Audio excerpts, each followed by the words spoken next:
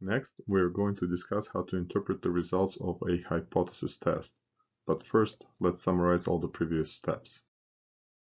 In step 1, we decide on the hypotheses that need to be tested and the type of the test.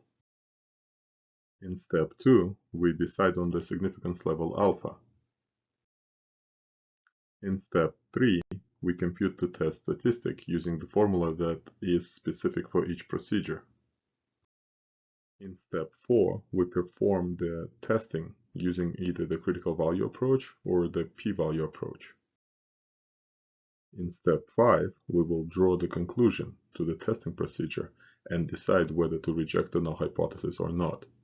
Note that the result is the same regardless of the approach. And next, we will discuss how to interpret the results. Due to the nature of the relations that we discovered in statistics, the application of the test is never to confirm the null hypothesis, but to evaluate the strength of the evidence against it.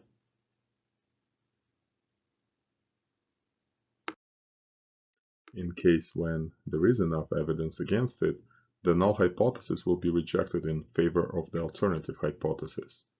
However, the lack of any evidence against the null hypothesis doesn't imply that the null hypothesis is true.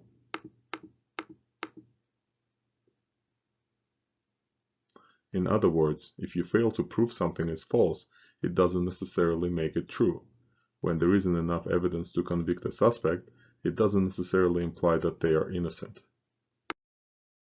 As a result, there are only two possible logical conclusions to the hypothesis testing procedure. Either reject the null hypothesis in favor of the alternative hypothesis, or do not reject the null hypothesis due to the lack of evidence. Note that the testing procedure is not intended to prove or verify the null hypothesis. We always interpret the results in the following way. Under alpha significance level, we do or do not have sufficient evidence to suggest the alternative hypothesis.